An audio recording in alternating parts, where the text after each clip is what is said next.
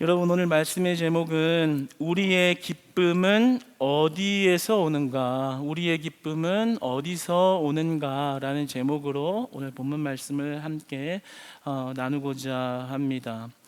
여러분, 우리가 잘 아는 말씀 중에 데살로니가전서 5장 16절을 보면 항상 기뻐하라 라는 말씀이 있습니다.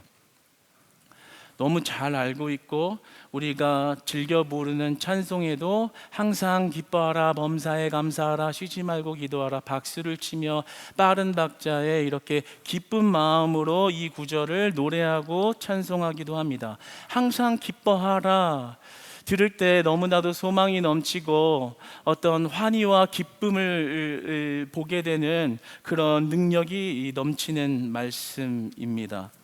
빌립보서 4장 4절에서는 마찬가지로 주 안에서 항상 기뻐하라, 내가 다시 말하노니 기뻐하라, 이렇게 말씀하고 있습니다. 그러니까 성경의 여러 군데서 이 기쁨에 관하여 우리에게 말씀하기를 너희들은 항상 기뻐하라, 또다시 말한다, 너희들은 기뻐하라 라고 우리에게 수없이 말씀하고 계십니다. 그러니까 저희 보고 기뻐하라고 하시는 말씀은 생명이 넘치고 소망이 넘치는 말씀은 분명합니다. 그런데 이 본문 말씀에 전제되는 것이 있죠. 그리스도인은 항상 기뻐해야 한다. 이 전제의 말씀에 약간의 어떤 부담감과 불편함을 조금 느끼게 됩니다. 왜냐하면 항상이라는 말 때문이죠. 저희 보고 명령어로 말씀하시기를 항상 기뻐하라, 항상 기뻐하라, 내가 다시 말하노니 기뻐하라. 여기서 항상이라는 말은 헬라어로 판토테라는 부사인데 마찬가지로 그 속뜻을 보면 언제나, 늘이라는 뜻을 가지고 있습니다. 그러니까 너희들이 이 땅에서 살아가는 동안 늘 기뻐해라, 언제나 기뻐해라, 항상 기뻐해라 라고 우리에게 요구하신다라는 거죠. 그렇다면 그리스도인도 그래도 사람인데 어떻게 항상 기뻐할까? 사람이 살다 보면 낙심에 빠져서 우울할 때도 있고 웃음기를 싹 잃어버릴 때도 있고 고통과 슬픔과 분노를 느낄 수도 있고 당분간 그렇게 살아갈 수도 있는 것인데 어떻게 우리에게 그런 자연스러운 감정과 현상을 거스르는 그런 말씀을 우리에게 강요하실까? 그런 생각을 하면 이 항상 기뻐하라는 말씀이 그렇게 소망차게 들리지만은 않을 수도 있는 거예요. 불편하죠? 어떻게 항상 기뻐할 수 있을까? 나도 사람인데 슬플 때도 있는 것이지, 웃음을 잃을 때도 있는 것이지, 어떻게 하나님의 말씀, 그 진리의 말씀이 나에게 늘 기뻐하라고, 다시 말하노니 그렇게 기뻐하라고 강요하실 수 있을까? 우리에게 그런 자연스러운 감정의 현상을 거슬러라라는 그런 무자비한 강요를 하시는 걸까라는 생각이 좀 들기도 합니다. 그렇죠. 우리가 항상 기뻐하는 사람들이 누가 있을까요? 가끔 있죠. 요즘에는 많이 없지만 예전에 길가에 가다 보면 이렇게 꽃을 하나 이렇게 귀에다가 이렇게, 그런 분들 보면 항상 기뻐요. 그렇죠? 슬퍼도 기쁘고 고통스러워도 기뻐, 항상 웃어요. 항상 기뻐요. 그러나 그것은 우리에게 자연스럽게 느껴지지 않는 것이죠. 저 같은 경우도 정말 어린 시절, 그 동심의 시절 아무런 걱정 없이 마음껏 즐기고 즐거워하고 기뻐하던 그런 감정이 지금은 좀 거의 없는, 많이 소멸된, 그래서 진짜 이거 좀 문제가 있나? 그렇게 마음껏 기뻐해야 하는데 그러지는 못하는 것 같다. 어떤 인생의 무게감이랄까요? 또 그런 것들이 나에게 그런 기쁨은 잃어버리게 한 것 같은데, 그런 저에게 하나님이 너는 항상 기뻐하라, 그럼에도 항상 기뻐하라 라고 말씀하시는 것은 조금 너무나도 막연하고 조금 부담스럽게 들리는 말씀으로 여겨지기도 합니다. 그렇죠?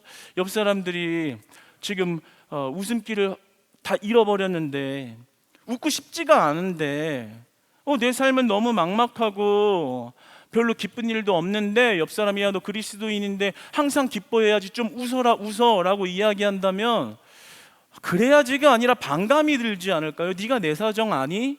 네가 나라도 그렇게 웃을 수 있겠니? 라고 그렇게 반문하지 않을까요? 그렇다면 성경은 왜 인간의 자연스러운 이런 감정을 억제하거나 거스르는 것 같은 그런 말씀을 우리에게 요구하시고 강요하시는 걸까요? 그러면 우리는 어떤 상황 가운데서도 심지어는 고통 중에도 기뻐할 수 있을까요? 빌립보서 4장 4절의 말씀을 한번 같이 읽어보기를 원합니다. 한번 읽어볼까요? 시작. 주 안에서 항상 기뻐하라. 내가 다시 말하노니 기뻐하라. 주 안에서 항상 기뻐하라. 다시 말하노니 기뻐하라. 그런데요, 이 말씀을 전하는 바울은요, 지금 모든 일이 형통하고 너무 인생이 행복해서 여러분 나 지금 너무 행복하니까 여러분도 행복하세요라고 말하고 있는 게 아닙니다. 지금 이 말씀을 전하고 있는 바울의 현실의 처지는 로마 감옥에 갇혀서 박해와 고통을 받고 있는 순간이었습니다. 그러니까 고통 중에 임한 거죠. 박해 중에 있는 거죠. 그러면 자연스러운 감정은 너무 슬프다, 너무 고통스럽다, 너무 분하다 라고 이야기하는 게 자연스럽지, 그 감옥 안에서 여러분 항상 기뻐하세요, 다시 말하노니 기뻐합니다, 그 말은 뭐예요? 나는 기쁩니다, 박해 중에 있지만 기쁩니다, 그리스도인들은 언제나 기뻐할 수 있는 것입니다 라고 이야기하고 있는 거거든요. 야고보서 1장 2절의 말씀은 이렇게 말씀하십니다. 읽어볼까요? 시작. 내 형제들아, 너희가 여러 가지 시험을 당하거든 온전히 기쁘게 여기라. 역시 성경은 일관되게 우리에게 말씀하시기를 여러 가지 시험을 당할 때에도 온전한 기쁨을 가지라라고 말씀합니다. 정말 우리에게 많은 도전과 생각을 남기는 그런 말씀이죠. 그러니까 우리가 시험을 당할 때 기뻐하라고 하는 말씀은요, 바울이 지금 시험을 당했는데 기뻐하고 있는 모습은요, 그 당시에 그 문화권에 있는 역사 속의 주변 사람들이 바울의 기뻐하는 모습과 선포를 보면서 우리가 길거리에 꽃을 귀에 꽂고 있는 사람처럼 여길 만한 행동과 말이었습니다. 뭐야? 미쳤네. 감옥에 gat혀서 기뻐하고 있잖아. 기뻐하라고 또 말하고 있잖아. 제정신이 아니구나라고 판단하고 비난받았습니다. 네. 그런데 하나님께서는 모든 성경은 일관되게 늘 우리가 기뻐해야 하고, 그리고 심지어는 고통 중에도 기뻐할 만한 거리가 없는 상황 가운데서도 기뻐하라 또는 기뻐할 수 있다라고 말하고 있는 것입니다. 그렇다면 자연스러운 것은 기쁠 만한 일이 있을 때 기쁜 거잖아요. 사업이 잘 되고 직장이 잘 되고 자녀가 잘 되고 돈이 잘 벌리고 건강해서 할 만한 일이 있으면 기쁜 것이고, 뭔가 그런 일이 잘 안 되고 뭐가 잘 안 풀리면 슬퍼할 만한 것이 자연스러워 보이는데, 그러한 기쁨의 기준이 성경의 기준과는 다르다라는 것을 이야기하고 있는 것입니다. 그렇다면 근본적으로 그 말씀하시는 기쁨의 근본이 뭐가 다른 것일까요? 그것은 바로 기쁨의 근원이 다른 것입니다. 오늘 갈라디아서 5장 22절, 오늘 우리에게 핫 이슈였던 본문 말씀을 함께 한 목소리로 한번 읽어볼까요? 시작. 오직 성령의 열매는 사랑과 희락과 화평과 오래 참음과 자비와 양성과 충성과. 성경에서는 기쁨과 유사한 개념으로 번역한 헬라어가 굉장히 다양한데요, 오늘 22절 말씀에 이 희락이라는 말은 기쁨이라는 말로 사용되어진 것입니다. 그렇게 혼용해서 기쁨, 희락과 같은 말로 번역되어진 이 말은 카라라는 말입니다. 신약 성경에서는 명사형으로만 총 59회 등장할 정도로 굉장히 많이 나오고요. 바울 서신에서는 21회 기록이 되어 있고, 복음서에서는 누가복음의 8회, 요한복음의 9회 정도를 기록하고 있습니다. 그런데 이 본문 말씀을 자세히 보면요, 그 우리의 희락, 기쁨이 어디서 오는 것인가에 관하여 말한다면 그 기쁨은 오직 성령의 열매라고 이야기를 합니다. 그러니까 우리가 기쁨이라는 것은 성령의 열매로서 나온 것이라는 거죠. 그러면 그 성령의 열매는 무엇일까요? 바로 구원인 것입니다. 바로 영생함을 얻은 믿음으로부터 나왔다라는 거죠. 그러니까 우리가 성경에서 말씀하는 늘 기뻐하라라고 하는 그 기쁨은 믿음의 근원을 가지고 있다라는 거죠. 그 믿음으로 출발한 성령의 열매가 기쁨이라는 것입니다. 그러니까 세상의 기준의 기쁨으로 바라보았을 때는 기뻐할 만한 것이 있을 때 기뻐하는 것인데, 성경에서 말하는 기쁨이라는 것은 세상 보여지는 것으로 기쁨이 형성되는 것이 아니라 오직 성령의 열매로 기뻐하는 것인데, 그 성령의 열매는 구원이요 믿음의 확신이다라는 것입니다. 그러니까 우리가 가질 수 있는, 늘 기뻐할 수 있는 그 기쁨의 근원은 바로 믿음이라는 것이죠. 할렐루야.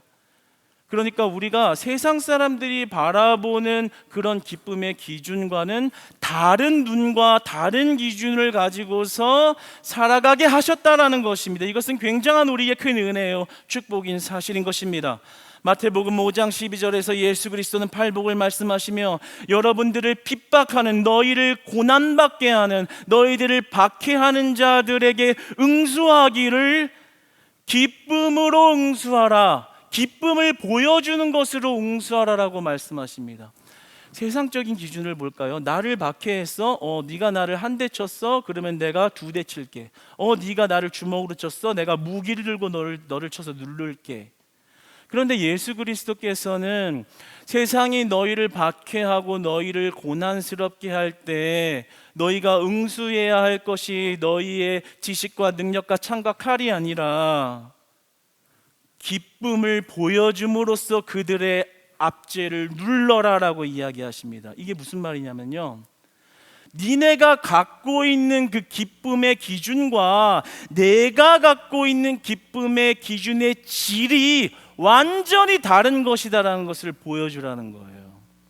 너희는 세상에서 잘 될 만한 것을 가지고 기뻐하지, 그런데 슬플 만한 것이 있으면 슬퍼하며 일어나서지를 못하지. 그러나 내가 가지고 있는 기쁨은 너희와 질적으로 다른 것인데, 나는 믿음으로부터 기뻐하기 때문에 고난과 박해를 당해도 내 기쁨은 해할 수 없다라는 것이죠.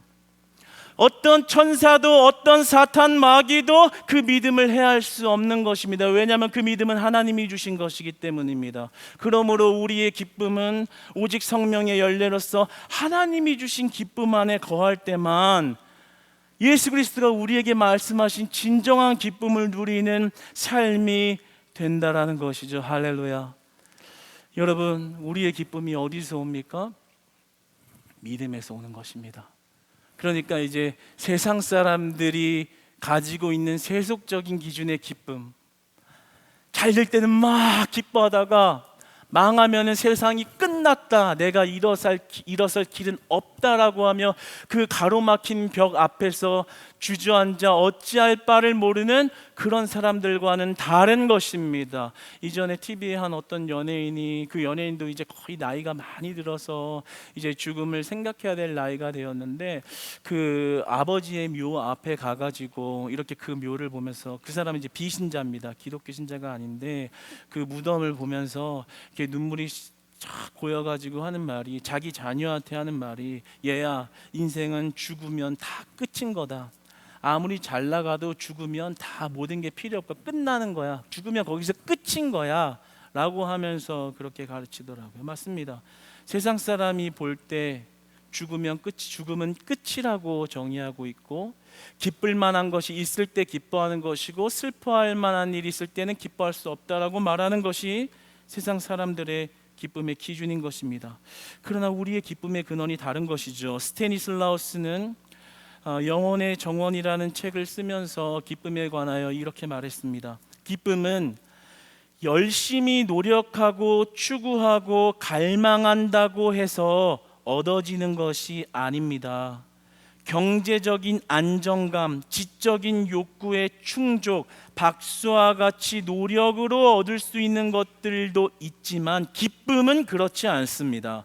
기쁨은 하나님의 축복이므로 그것을 찾아 헤매인다고 해서 얻을 수 있는 것이 아닙니다. 기도하십시오. 기쁨이 올 것입니다.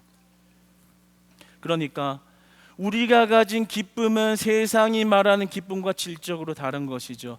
믿음으로 기쁨을 얻은 줄 믿습니다. 할렐루야. 그 기쁨은 누구도, 어떤 박해자도, 어떤 여러분을 핍박하는 핍박자도 그 기쁨을 잃어버리게 할 수 없는 것입니다. 비록 우리가 그들에게 압제되어서 우리의 마음이 눌릴지 모르지만 그래도 그 기쁨은 해할 수가 없는 것이죠.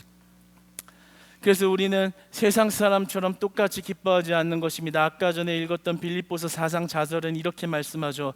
항상 기뻐하라. 그 앞에 주 안에서 항상 기뻐하라. 주 안에서 항상 기뻐할 수 있다라고 말씀하시는 것입니다. C.S. 루이스는 천국의 특징을 7가지로 요약하면서 세 번째는 기쁨이다 라고 이야기했습니다. 천국을 표현하자면, 천국이 어떠한 곳인지를 내가 말하자면, 성경을 통하여 말하자면 그것은 기쁨이다. 그러니까 실제적인 천국의 특징은 이 땅에서의 죽음과 근심과 고민의 문제를 작아지게 한다라는 것이죠. 요즘 많은 성도님들을 보면 참 안타까운 마음이 들기도 합니다. 스마일 마스크 증후군이라는 그런 용어가 있습니다. 뭐냐면 겉으로는 웃고 있는데 속으로는 울고 있는 거예요. 겉으로는 남들 앞에서는 이렇게 좀 환한 모습을 보여야 하니까, 그래야 사회생활이 되니까 남들한테 폐 안 끼치려고 웃으면서 아무런 문제가 없는 듯이 잘 살고 있는데 그 내면에 들여다보면 사실은 울고 있다라는 거죠.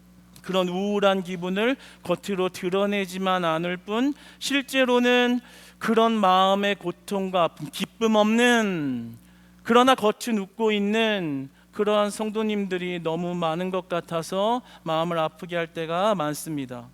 여러분, 여러분의 삶에 기뻐할 만한 일이 없어서 슬프신가요? 기뻐할 만한 일이 없어서 기쁘지 않으신가요?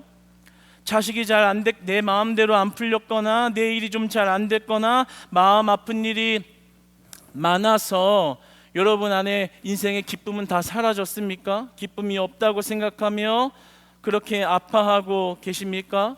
그래서 남들 앞에서는 웃으면서 좋은 사람인 척을 하지만 마음으로는 울고 있으면서 누군가 그 내 눈물을 좀 닦아줬으면 하는 그런 근심으로만 살아가고 계시진 않으신지요? 그러나 우리에게 기뻐할 만한 것이 있다면 그것이 무엇이겠어요? 성령의 열매여 구원을 확신하는 믿음인 것이죠. 사랑하는 여러분, 믿음을 회복하시기를 축복합니다. 성령의 충만함을 받으시기를 축복합니다. 주님, 왜 내가 기쁨이 없나요? 기뻐할 만한 일을 좀 주세요. 나 좀 웃고 살게요가 아니라요. 하나님, 내 믿음을 굳건하게 해주세요. 성령의 충만함을 부어주세요. 고통을 받고 박해를 받는 일이 있어도 누구도 내 믿음을 해할 수 없을 만한 담대한 믿음을 주셔서 예수 그리스도의 가르치심대로 박해받는 중에 도리어 기뻐하라고 하신 천국의 실제를 내가 이 땅에서 누리며 살아가게 하여 주시옵소서. 여러분, 우리에게 필요한 것은 바로 이것입니다. 누가복음 6장 23절의 말씀을 한번 같이 읽어보겠습니다. 시작. 그날에 기뻐하고 뛰놀라. 하늘에서 너희 상이 큼이라. 그들의 조상들이 선지자들에게 이와 같이 하였느니라. 아멘. 예수님의 가르치심입니다. 그날에 기뻐하라, 기뻐하고 뛰어노르라. 이 그날이요 언제냐면요, 지금 저천국을 얘기하는 게 아닙니다. 너희들이 박해받는 그날에 기뻐하고 뛰어노르라. 바울처럼 감옥에서 기뻐한다고 말하라. 항상 기뻐할 수 있다는 것을 드러내므로 그들이 가지고 있는 질적인 다름을 드러내라 라고 말씀하십니다. 예수님이 왜 이렇게까지 담대하게 말씀하시냐면요, 너희들이 예수님의 제자가 된 것, 백성이 된 것은 기뻐할 만한 가치가 있으니 너희들이 그날에 하나님을 만나는 날에 그 상급이 큼이라 라고 말씀하십니다.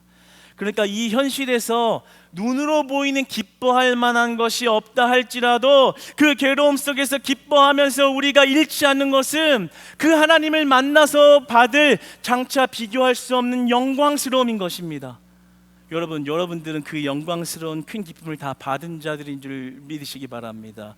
그리고 또한 이미와 아직이라는 그 긴장감 속에서 이미 받았고 아직은 다 완전히 받지 못한 그런 기쁨을 여러분들은 가지고 있는 것입니다. 그러니까 이러한 기쁨은 영적인 것이요 내적인 것입니다.